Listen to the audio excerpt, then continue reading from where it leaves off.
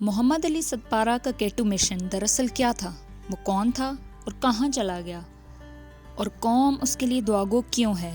یہ 3 انتہائی اہم سوالات جن کے جواب آج آپ اس ویڈیو میں دیکھیں گے۔ پورا پاکستان اس ٹائم ایک انسان کے لیے دعاگو ہے اور وہ انسان ہے محمد علی ستپارہ۔ محمد علی ستپارہ زندہ ہیں، وہ لاپتہ ہیں، ان سے جڑی جتنی بھی معلومات میرے پاس ہیں وہ میں آپ کو انشاءاللہ اس ویڈیو میں دوں گی۔ محمد علی ستپارہ آخر کار تھے کون؟ محمد علی ستپارہ پاکستان کے ایک عظیم بیٹے، ایک عظیم کوپیما تھے۔ وطن سے محبت کا اظہار وہ اس طرح کرتے تھے کہ انہوں نے دنیا کی بہت ساری بلند ترین چوٹیوں پر پاکستان کا جھنڈا لہرایا، جس میں K2 بھی شامل ہے۔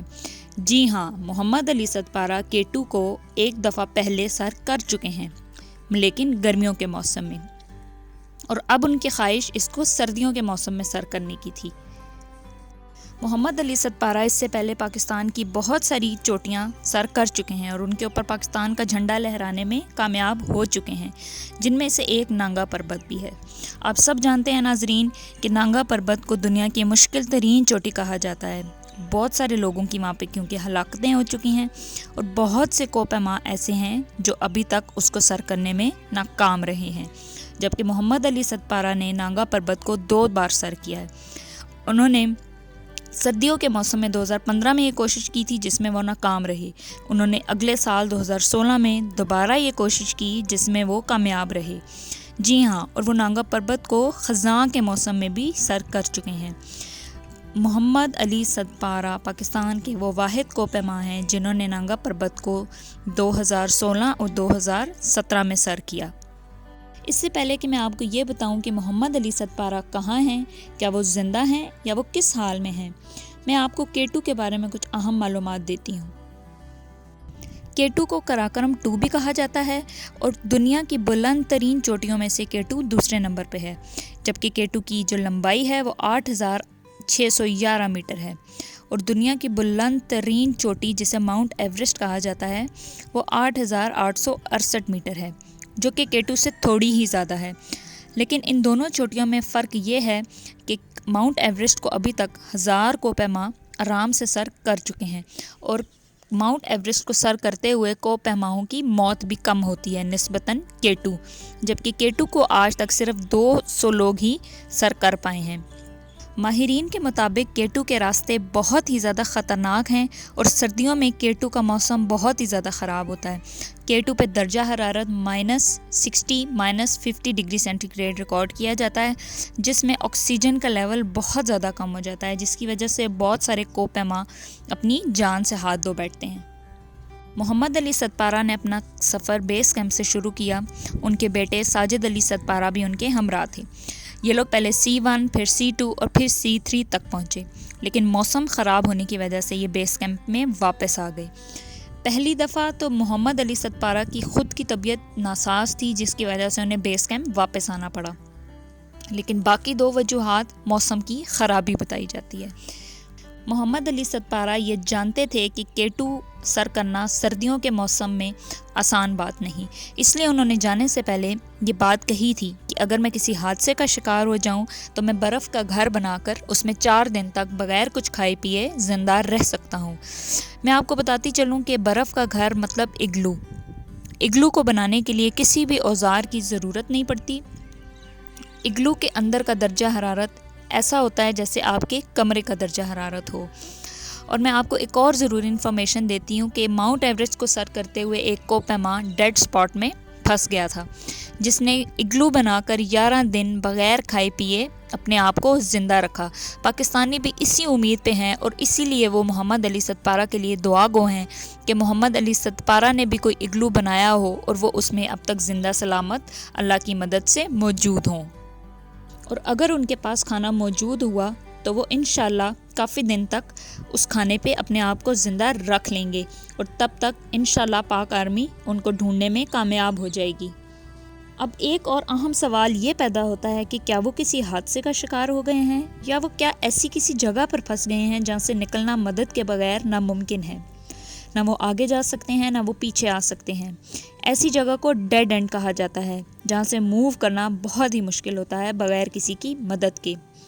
پر ہمیں یہاں پہ یہ نہیں بھولنا چاہیے کہ جس انسان کی ہم بات کر رہے ہیں وہ کوئی عام انسان نہیں ہے، وہ محمد علی ستپارہ ہے، جو پاک آرمی کی مدد کرتا ہے جب انہیں سیاچین میں سامان لے جانا ہوتا ہے۔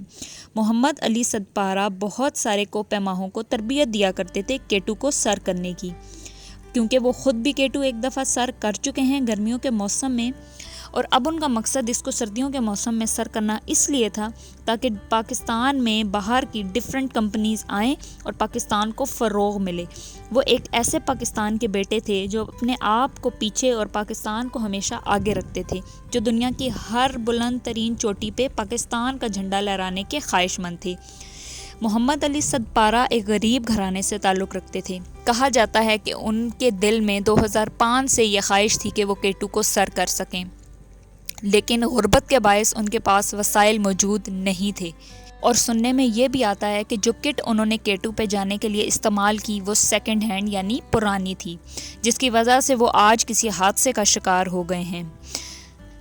محمد علی ستپارہ کیونکہ غریب گھرانے سے تعلق رکھتے تھے اور ان کے گھر والے یہ چاہتے تھے کہ وہ یہ پیشہ چھوڑ کر کوئی ایسا پیشہ اختیار کریں جس میں ان کی جان کو خطرہ نہ ہو، لیکن محمد علی ستپارہ ڈٹے رہے اور انہوں نے یہ ٹھان لی تھی کہ وہ دنیا کی ہر بلند چوٹی پہ پاکستان کا جھنڈا لہرا کے ہی دم لیں گے۔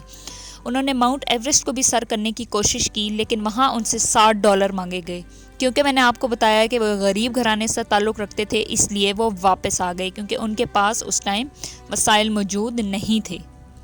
ان کے پاس جو چیز موجود تھی وہ وطن سے محبت کا جذبہ تھا، جو انہیں آج بھی زندہ رکھے ہوئے ہے، اور پاکستانی ان کے لیے اسی لیے دعا گو ہیں کہ وہ انشاءاللہ K2 کو سر کر کے واپس آئیں گے کامیابی کے ساتھ۔ K2 کو جو چیز سب سے زیادہ مہلک بنا دیتی ہے وہ ہے باٹل نیک۔ اگر آپ نے K2 کے اوپر مزید جانا ہے تو آپ کو باٹل نیک سے ہو کر ہی جانا پڑتا ہے، اور یہ حصہ بہت ہی زیادہ خطرناک سمجھا جاتا ہے۔ اس حصے نے بہت سارے کوپیماہوں کی زندگیاں کھا لی ہیں۔ باٹل نیک پہ کچھ ایسے سپاٹس ہیں جن کو ڈیڈ سپاٹس کہا جاتا ہے، اور اگر کوئی انسان کوئی کوپیما ڈیڈ سپاٹ پر پھنس جائے تو اس کے لیے مدد کے بغیر وہاں سے نکلنا ناممکن ہوتا ہے۔ اس کے پاس ایک ہی آسرا ہوتا ہے اور وہ ہوتا ہے اگلو، کہ وہ اگلو کا گھر بنا کر اس کے اندر سروائیو کرے اور موسم کے تبدیل ہونے کا انتظار کرے۔ محمد علی ستپارہ کی اپنے بیٹے ساجد علی ستپارہ سے جو آخری دفعہ بات ہوئی وہ یہ تھی کہ محمد علی ستپارہ نے صاف الفاظ میں ان کو یہ بتایا کہ میں K2 پہنچ گیا ہوں، مطلب انہوں نے K2 کو سر کر لیا تھا، اور واپسی پہ بیس کیمپ آتے ہوئے ان کے ساتھ کوئی حادثہ پیش آیا ہے، یا وہ کسی ایسے ڈیڈ سپاٹ پر پھنس چکے ہیں جہاں سے ان کے لیے بغیر مدد کے نکلنا ناممکن ہو گیا ہے۔ امید یہ کی جاتی ہے کہ محمد علی ستپارہ زندہ ہوں اور وہ کسی اگلو میں پناہ لے کر اپنے آپ کو محفوظ رکھے ہوئے ہوں، اور ان کے پاس اتنا کھانا موجود ہو کہ وہ کچھ دن تک سروائیو کر سکیں اور موسم کے تبدیل ہونے کا انتظار کر سکیں۔ اسی کے ساتھ ساتھ پاک آرمی نے ایک دفعہ پھر بیڑا اٹھا لیا ہے عوام کی مدد کرنے کا، اور ہماری نیک خواہشات پاک آرمی کے ساتھ ہیں۔ انہوں نے ریسکیو آپریشن شروع کر دیا ہے، اور انشاءاللہ جلد ہی محمد علی ستپارہ کو ہم ڈھونڈ لیں گے۔ محمد علی ستپارہ پاکستان کا ایک ایسا سرمایہ ہے جنہوں نے بلند ترین دنیا کی چوٹیوں پہ پاکستان کا جھنڈا لہرا کر ہمیں ہمیشہ فخر محسوس کروایا ہے۔ پوری عوام محمد علی ستپارہ کے لیے دعا گو ہے اور نیک خواہشات رکھتی ہے کہ محمد علی ستپارہ جلد سے جلد واپس آ جائیں اور زندہ سلامت ہوں، تاکہ وہ آئندہ کے لیے بھی پاکستان کا نام روشن کر سکیں اور دنیا کی بہت بلند ترین چوٹیاں جیسے کہ ماؤنٹ ایوریسٹ کو سر کر سکیں۔ ہماری نیک خواہشات محمد علی ستپارہ کے ساتھ ہیں۔ اللہ انہیں اپنی حفظ و امان میں رکھے، آمین ثم آمین۔